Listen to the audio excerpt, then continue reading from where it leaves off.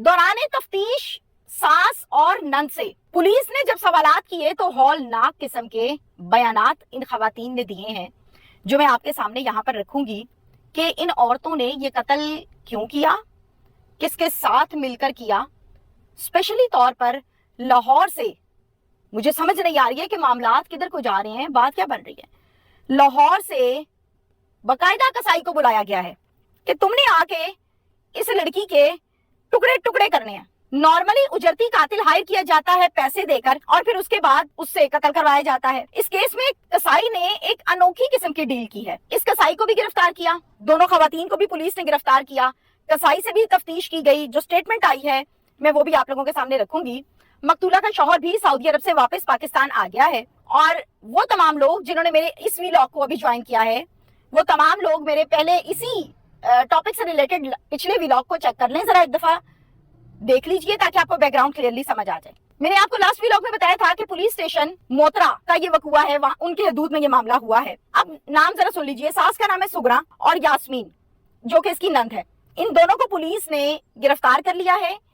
इन दोनों ने यानी नंद ने अपनी भाभी को और सास ने अपनी बहू को कत्ल किया था, जिसका नाम जारा है। बहू के टुकड़े टुकड़े किए थे और फिर उसको नाले में फेंक आई थी। इस कत्ल में इनके साथ और कौन कौन मुलव्विस है, पुलिस ने ये सवाल किए, ये जानना चाहती है पुलिस, स्टेटमेंट देनी है, जाहिर ऑफिशियल लोग जानना चाहते हैं। तो आपको बताते चलें कि इस कत्ल में सिर्फ ये दो खवातीन नहीं थी, इनके साथ दो मर्द भी शामिल थे। पहला यास्मीन का बेटा जिसका नाम अब्दुल्ला है और दूसरा नवीद। जरा रिश्ता सुन लीजिए। नवीद जो है वो चचा का ले पालिक बेटा है। सास ये कहती है कि नवीद मुझे अक्सर ये कहता था कि आपका बेटा बाहर है, वेल सेटल्ड है, तो आप अपने बेटे को कह के मुझे भी बाहर सेटल करवा दें, पाकिस्तान के तो हालात ठीक नहीं लग रहे।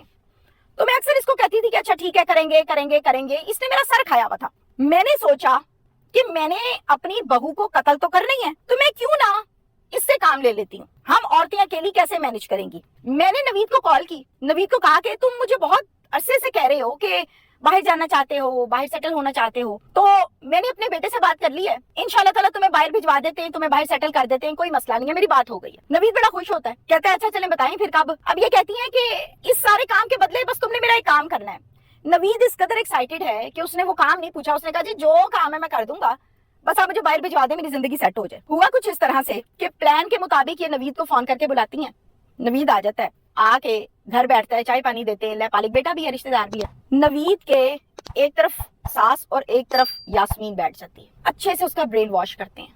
ब्रेन वॉश करके उसको कहते हैं कि ये हमारे पे काला जादू करती है, ये गंदी गालियां देती है, इसका कैरेक्टर खराब है, ये घर में झगड़ा डालती है, ये घर में पैसे भी नहीं देती है, तो हम बहुत तंग है इससे। खून की मुझे उल्टियां आती हैं इसके तावीज़ों की वजह से, तो मैं बहुत तंग हूँ। इसके नजायज ताल्लुकात भी हैं जगह जगह, तो तुम ऐसा करो इसको रास्ते से हटा दो, ये रास्ते से हट जाएगी, फौरन तुम्हें बाहर भिजवा देंगे, तुम्हारा नाम ही नहीं आएगा, मेरा भी मसला हल, तुम्हारा भी मसला हल। नवीद ऐसा बेवकूफ होता है, वो इनकी सारी बात सुनने के बाद मान जाता है। तीनों प्लान के मुताबिक रात को कमरे में जाते हैं इसके, देखते हैं जारा तो अपने कमरे में सो रही है, जाहिर है, जाके उसका गला दबाते हैं। जब उसका गला दबाते हैं तो जाहिर है वो मर जाती है बेचारी। फिर वहां बैठ के सोचते हैं कि अब इसकी लाश को ठिकाने कैसे लगाना है, मर तो गई है ये, लेकिन अब लाश को साइड पे कैसे लगाना है। उसी टाइम प्लान करते हैं, कैसा करते हैं हम इसके ना टुकड़े टुकड़े करते हैं, बोरियों में डालते हैं, नाले में फेंक आते हैं, किसी को क्या पता। प्लान के मुताबिक नवीद से ये लाश के टुकड़े टुकड़े करवाती है ये खातून मुलजिमा जो कि रिश्ते में सास है। ये लाश के टुकड़े टुकड़े करवा के अलग अलग बोरियों में उन टुकड़ों को लाश के डालती है और इस नीयत से उसको पैक करते हैं कि हमने ये गंदे नाले में फेंकना है। अब फिर यहाँ पर इनके ज़हन में एक चीज आ गई है कि लाश तो हम फेंक देंगे, चेहरे से तो साफ समझ आ जाएगी कि ये तो जारा है, चेहरे का क्या करें। उस चेहरे पर मार मार के इतने वार करते हैं कि उस चेहरे का हशर नशर हो जाता है। फिर उसको आग में जलाते हैं ताकि उसकी पहचान ना हो सके। जब आग पर उस चेहरे को रखा जाता है, धड़ को रखा जाता है, तो बाल जल जाते हैं, जाहिर आपकी ब्रोज हैं, आपके आईज हैं, चेहरा झुलस जाता है, बल्कि जल जाता है और उसकी पहचान नहीं होती। फिर उसको फेंक आते हैं ये समझ के कि अब हमें कोई नहीं पकड़ सकता। जब पुलिस के पास इन दोनों मुलजिमा की तफ्तीश होती है, सवाल होते हैं, तो ये दोनों यानी सास और नंद ये दोनों सारी बात पुलिस को बताती हैं। फिर पुलिस पूछती है भाई मुलजिमों के ठिकाने कहाँ पे हैं। फिर ये बताती हैं कि अब्दुल्ला जो है वो तो सियालकोट में ही होता है, नवीद जो है उसका ताल्लुक लाहौर से है। पुलिस इनकी बताई हुई इंफॉर्मेशन के मुताबिक और अपने होमवर्क के मुताबिक रेड्स करती है اور ریڈز کے دوران وہ عبداللہ کو سیالکوٹ سے گرفتار کرتی ہے اور نوید کو لاہور سے گرفتار کرتی ہے. یہ دونوں بھی آ جاتے ہیں, پولیس نے چاروں ملزم پکڑ لیے ہیں. پولیس پوچھتی ہے بھائی یہ بتاؤ کہ اس قدر نفرت کیوں تھی تم لوگوں کو, ساس بہو کا جھگڑا, گھر گھر کا مسائل ہوتے رہتے ہیں, لیکن اس قدر مسئلہ کیوں تھا؟ اور پھر ایک پریگننٹ عورت ہے, 7 ماہ گزر چکے ہیں, سب کو نظر آ رہا ہے, تم نے اس پر اتنا ظلم کیا کیسے, معاملہ کیا؟ پھر ساس بتاتی ہے کہ یہ جو زارا ہے یہ میری بھانجی ہے, یہ میری بہن کی بیٹی ہے, میں نے اپنے بھائی سے بہت پیار محبت کے ساتھ یہ رشتہ مانگا تھا, بڑی منتوں کے بعد یہ رشتہ مانگا تھا, اس یقین کے ساتھ کہ میں اسے خوش رکھوں گی, پھر میرے بھائی نے یہ رشتہ مجھے دیا تھا. چونکہ زارا خوبصورت بھی ہے, زارا کا رشتہ اور لوگ بھی مانگتے تھے خاندان میں, لیکن میرے بھائی نے مجھے دیا. مجھے یہ ارمان تھا کہ میں زارا کو اپنی بہو بناؤں, اور پھر الحمدللہ پلان کے مطابق یہ رشتہ ہو گیا, شادی ہو گئی, میں نے اس کو اپنی بہو بنا لیا. شادی کے بعد زارا نے ہم پر کالا جادو کروانا شروع کر دیا. اس قدر اس نے کالے جادو کروائے کہ میرے بیٹے کو اپنے ہاتھوں میں لے لیا. یعنی زارا کے شوہر کی بات ہو رہی ہے. وہ اس کا متی ہو گیا, فرما بردار ہو گیا. وہ جو یہ کہتی تھی وہ کہتا تھا اوکے, سارے پیسے اس کو دیتا تھا, اس کے اکاؤنٹ میں بھیجتا تھا, مجھے میرے اکاؤنٹ میں نہیں بھیجتا تھا, بلکہ زارا مجھے اپنے اکاؤنٹ میں سے پیسے نکال کے دیتی تھی کہ امی آپ کا خرچہ ہے. اطلاعات کے مطابق میں آپ کو یہ بھی بتا دوں کہ پولیس نے پوچھا آپ کے پاس کالے جادو کا کوئی تعویذ کو معاملہ, تو یہ کوئی ثبوت پیش نہ کر سکی, محض من گھڑت کہانی ہی فی الحال تک ہے. چونکہ ظاہر ہے پولیس اور قانونی کاروائی تو آپ کی ہوتی ہے نا ثبوتوں کے ساتھ. اب پولیس پوچھتی ہے کہ آپ کو خرچہ پانی بیٹا دیتا تھا؟ پھر وہ بتاتی ہے کہ بیٹا تو میری بہو کے اکاؤنٹ میں پیسے بھیجتا تھا, اس کو کہتا تھا کہ میری ماں کو بھی دینا, پھر وہ مجھے دیتی بھی تھی, لیکن میرے اکاؤنٹ میں نہیں بھیجتا تھا. کچھ اطلاعات مجھے یہ بھی بتاتی ہیں کہ بیٹا جو ہے وہ اپنی بیوی کو یہ بھی کہتا تھا, یعنی شوہر اپنی بیوی کو یہ بھی کہتا تھا کہ میری ماں کی طرف سے مجھے کوئی کمپلین نہ آئے, تم نے میری ماں کو خرچہ ٹائم سے دینا ہے, اور کبھی کوئی کمپلین آئی بھی نہیں تھی اب تک نا. تو یہ میں آپ کو اطلاعات جو بتا رہی ہوں وہ بھی بتا رہی ہوں, ساتھ ساتھ کلیئر کر رہی ہوں. پھر میں اس قدر میرے ذہن میں فطور تھا, میں نے اپنی بہو جو میں ہاتھوں سے بیاہ کر لائی, مجھے اس سے نفرت ہونے لگی. میں نے اپنے بیٹے کے سعودی عرب میں بیٹھے کان بھرے کہ اس کا کردار ٹھیک نہیں ہے, اس کے ناجائز تعلقات ہیں, یہ خراب عورت ہے, اس کو فارغ کر دو, اور اس قسم کی بہت باتیں میں نے کی. لیکن میرا بیٹا میری باتوں میں نہیں آیا. میں نے تو آپ کو پہلے بتایا کہ وہ اپنی بیوی کا متی ہو گیا تھا.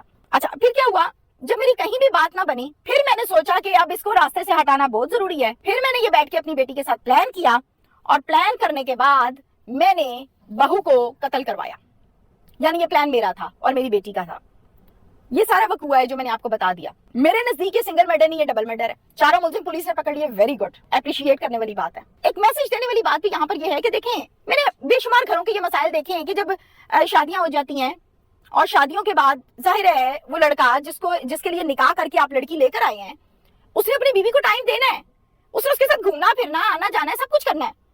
تو پھر ان باتوں سے جلسی فیکٹر کا جنم لینا, اور پھر یہ کہنا کہ یار یہ تو مجھے ٹائم نہیں دیتا, یعنی ماں اگر سوچے یا بہنیں سوچے مجھے ٹائم نہیں دیتا اس کو, وہ بھی نہیں آئی ہے. اس نے ابھی گھر میں ایڈجسٹ ہونا ہے. آپ لوگ اس گھر میں پلے بڑے جوان ہو چکے ہیں, وہ اس کو آئے ہفتہ 4 دن 10 دن مہینہ سال 2 سال ہوئے, اس کو ایڈجسٹ ہونے میں تھوڑا سا ٹائم لگنا ہے. تو مہربانی کریں, اتنا فطور اتنی نفرت دلوں میں نہ بھریں کہ انسان ایک دوسرے کی شکل دیکھنا گوارا نہ کرے, اور پھر قتل و غارت تک کے معاملات آ جاتے ہیں. جیسے میں نے آپ کو بتایا, تھوڑا سا تحمل کے ساتھ یہ سوچا جائے. آخری جملہ اس ولاگ کا, جو ماں ہے وہ بھی تو کبھی کسی کی بہو بنی تھی نا, بیاہ کر آئی تھی نا, بچے پیدا کیے تھے نا, آج وہ اپنی بہو لے کر آئی ہے.